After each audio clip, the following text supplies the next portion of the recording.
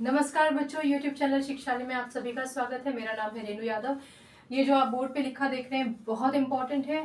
Chemical property है ethanol की और कई और भी प्रॉपर्टीज़ हैं, हम सिलसिलेवार तरीके से पढ़ेंगे। बहुत ज़्यादा इंपॉर्टेंट है। चलिए इसको पढ़ते हैं और समझते हैं कि रिएक्शन विद सोडियम, अगर इथेनॉल का रिएक्शन हम सोडियम से कराते हैं तो क्या होता है। पहले आप इक्वेशन समझिए और फिर हम इसके बाद इसका एक प्रैक्टिकल आपकी टीचर ज़रूर करवाएंगी आपको लेबोरेटरी में, उस पर डिस्कशन करेंगे। ये तो है C2H5OH जैसे ऊपर लिख रखा है। आप यहाँ सोडियम लेकर आए, ठीक है। अब यहाँ एक पॉज लेते हैं और थोड़ा सा रिवाइज करते हैं जो हम पुराने क्लास में पढ़ कर आए हैं। ठीक, मैं इसको हटा देती हूँ। देखो बच्चों, अभी आप पढ़कर आए थे C2H5OH जब टूटता है तो C2H5 और OH नेगेटिव में टूटता है। हमने यही बात की थी, ठीक है। अब ये मैं क्यों आपको बता रही हूँ, क्योंकि यहाँ C2H5 जब टूटेगा तो C2H5O नेगेटिव और H पॉजिटिव में टूटेगा। तो आप कहेंगे कि मैम ये तो विरोधाभास हो गया। पिछले लेक्चर में आपने कहा था कि OH नेगेटिव अलग हो जाता है, यहाँ आप कह रहे हैं कि H पॉजिटिव अलग हो जाएगा, O इसके साथ ही रहेगा। तो देखो बच्चों, एक बात समझिए, हाइड्रोजन, आप रिएक्टिविटी सीरीज पढ़कर आए हैं। सोडियम कितना ऊपर है, टॉप पर है। आप सोडियम से स्टार्टिंग करते हैं रिएक्टिविटी सीरीज की, पोटेशियम से कर लेते हैं। चलिए, कहने का मतलब है कि सोडियम टॉप मोस्ट एलिमेंट है रिएक्टिविटी सीरीज का। ये इतना ऊपर है कि यहाँ जब ये हाइड्रोजन को देखता है ना, ऑक्सीजन तो है नहीं रिएक्टिविटी सीरीज में, तो जब ये हाइड्रोजन को देखता है तो ये समझ जाता है कि मैं इस OH को तोड़ सकता हूँ, इस H को मैं रिप्लेस कर सकता हूँ। डेफिनेटली रिएक्टिविटी सीरीज में जब आपने उसको पढ़ा था, एलिमेंट्स का अरेंजमेंट पढ़ा था, तो आपके टीचर ने भी आपको बताया होगा कि जो ऊपर एलिमेंट अलाइंड है वो नीचे वाले एलिमेंट्स को डिस्प्लेस कर सकते हैं, ठीक है, वही उनका काम है।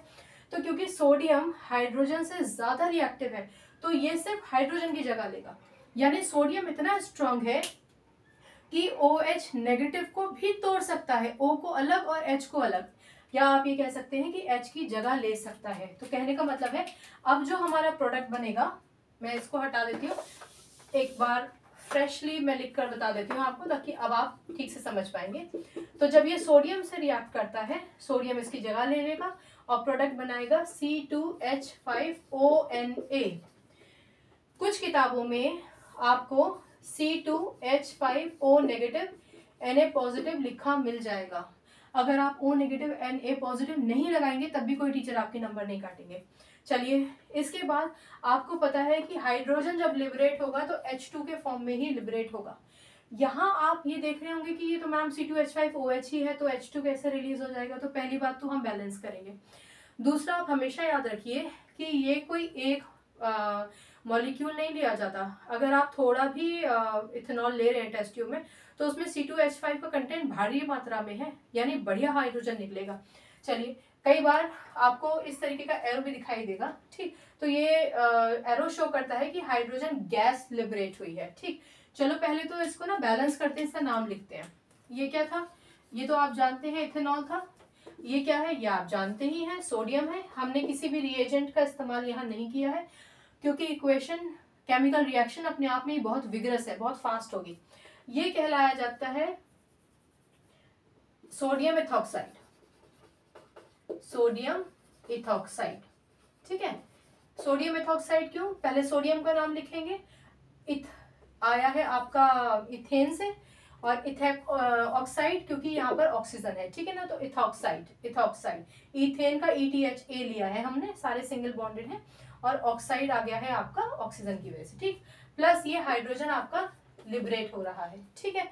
चलो ये समझ में आ गया। अब आप देखिए कि आपके टीचर आपको प्रैक्टिकल लैब में लेकर जाएंगे तो क्या होगा। ये प्रैक्टिकल है और टीचर्स करवाते भी हैं, टीचर्स की निगरानी में ही ये प्रैक्टिकल करना है। बहुत ध्यान से सुनिए, सोडियम बहुत ही रिएक्टिव एलिमेंट है।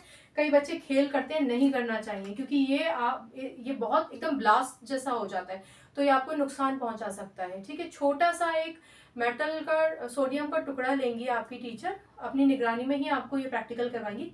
एक टेस्ट ट्यूब में आप इथेनॉल लेंगे, यानी आपने एक टेस्ट ट्यूब लिया और उसमें थोड़ा आपने इथेनॉल ले लिया, ठीक है।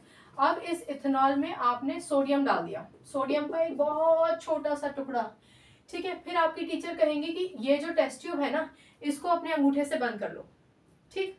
अंगूठे से बंद करने के लिए क्यों बोलेंगी, क्योंकि थोड़ी देर बाद आप देखेंगे कि ये जो टेस्ट ट्यूब है ना, इसमें बुलबुले आने लग गए। बुलबुले समझते हैं, एफरवेसेंस शब्द इस्तेमाल किया गया है किताबों में, तो वो बुदबुदाहट आने लग जाती है। ठीक, तो जैसे कोल्ड ड्रिंक की बोतल होती है ना, उसमें बुलबुले आने लग जाते हैं, तो इस तरीके से वो हाइड्रोजन गैस लिबरेट हो रही है।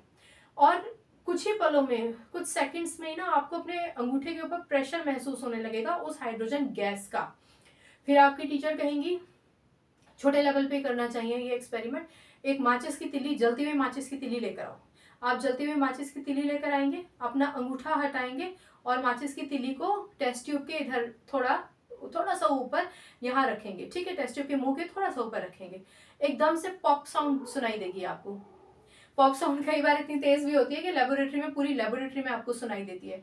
तो वो पॉप साउंड क्या है, हाइड्रोजन। ठीक है, हाइड्रोजन का, क्योंकि एक यहाँ से लिबरेट हो गया ना और ऊपर से आप फ्लेम ले आए हैं, तो फ्लेम हाइड्रोजन से मिल गया तो एक पॉप साउंड होती है। ठीक है, तो वो सूचक है कि एक्चुअल में हाइड्रोजन गैस रिलीज हो रही है और सोडियम ने इथेनॉल के साथ रिएक्ट करना शुरू कर दिया है। बहुत इंपॉर्टेंट है, अक्सर पूछ लिया जाता है और एक्सपेरिमेंट तो डेफिनेटली आपको करवाया ही जाता है। अगर आपके टीचर आपसे सवाल पूछेंगे एग्जामिनेशन में, तो आपको पता होना चाहिए कि हाइड्रोजन क्यों रिलीज होती है, और आपको ये खास तौर से पता होना चाहिए कि ये OH को सोडियम ने क्यों रिप्लेस किया है। ठीक है, ये आपको डेफिनेटली पता होना चाहिए, बेसिक कॉन्सेप्ट है, राइट। छोटा सा टॉपिक था, आई होप आपको समझ में आया होगा। कोई प्रॉब्लम हो तो आप मुझे कोई भी कंफ्यूजन हो, प्रॉब्लम हो तो आप मुझे पूछ सकते हैं। और जितने भी प्रैक्टिकल्स होते हैं हमेशा टीचर की निगरानी में ही करने हैं। कोई सीनियर बच्चे की निगरानी में या क्लास का मॉनिटर आपको प्रैक्टिकल कराए, ऐसा कभी नहीं करना। केमिस्ट्री में कोई रिस्क नहीं लेना है। ठीक है, चलिए अपना ख्याल रखिए, खुश रहिए, नमस्कार।